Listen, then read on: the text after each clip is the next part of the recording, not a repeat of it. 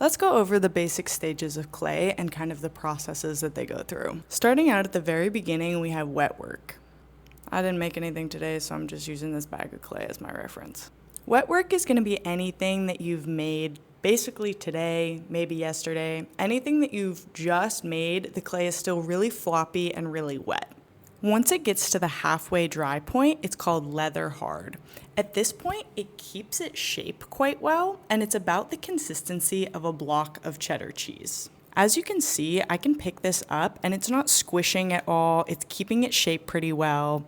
If I squish on the bottom, it's really not moving or becoming misshapen. It is quite firm at this point.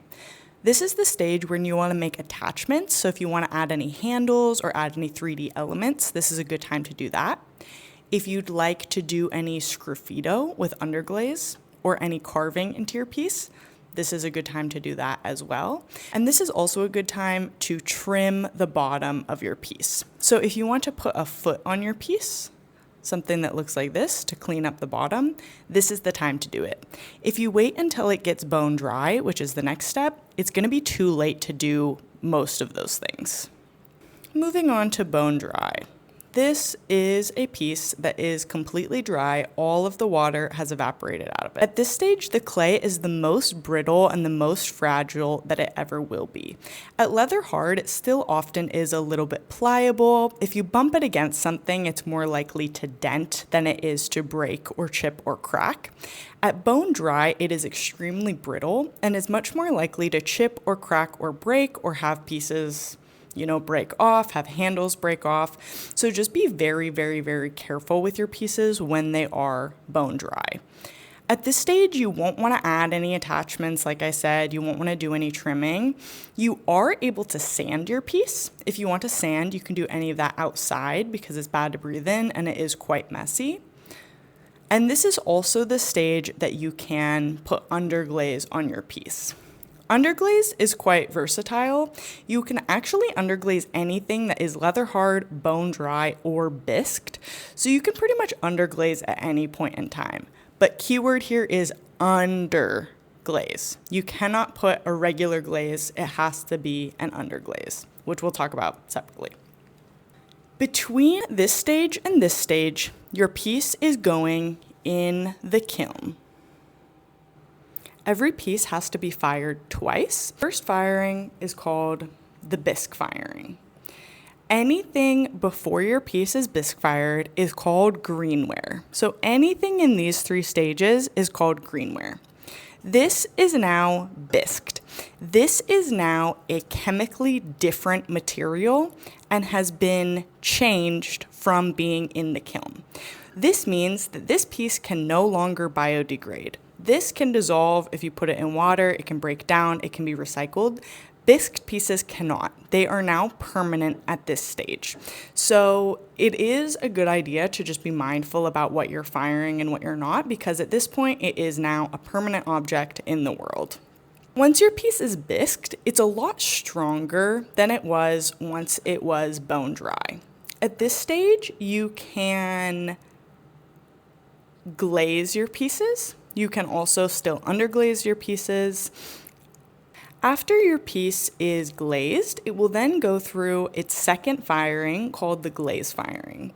At this point, your piece is what's called vitrified. The clay is fired to temperature, which means that it is fully sealed and it's now waterproof and it can hold water. This also makes your piece food safe, microwave safe, and dishwasher safe, assuming that the glaze you used is food safe, which 98% of the ones that we have here are. We don't typically do any additional firings at this studio, but there are people who will do additional firings, either luster firings or similar other low temperature fires to do things like decals or add other kind of afterglaze firing effects. It's extremely important that your piece is always bisque fired before you glaze it. Okay, so what does that mean? If you made a piece, it must be bisque fired before you glaze it, okay? So how do you know if your piece has been bisque fired or not? If you haven't put it on the bisque fire shelf and then gotten it back it has not been bisque fired. If it's been a while and you're like, I can't remember, all my stuff's kind of mixed together, is it bisque fired, is it not? Here's an easy way to tell. So going back to my pieces that are bone dry or bisque fired, the first way that we can tell is that they have a little bit of a different color to them. This is the same exact clay. Actually, all of these are the same clay. So you can see that it gets lighter from being leather hard to bone dry, and then yet even lighter from bone dry to bisqued. The second way you can tell is that there's a different sound that it will make if you tap on it. So the bisque will make this noise. Versus bone dry will make this noise. This one's got a little bit more of a ring to it.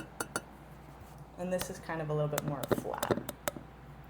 This little microphone can only do so much, so this is something we can also totally play with or show you in person. The easiest way I like to tell if something is bisque fired or bone dry is whether or not you can scratch the surface. I usually like to test this on the back or in some area that's not going to be super noticeable, but you can take either your fingernail or your tool and see if you can scrape off a little bit of that clay. You can see that this made a little bit of a line on my piece. Versus bisque, you are not going to be able to scratch this material because it's significantly harder. So that is going to be our easiest telltale sign. There is obviously a lot more to know about glazing, about using plastic to control the rate at which your piece is dry. But this is just kind of a basic overview of clay stages. If you have any other questions or have things that you're interested in knowing about, just let me know.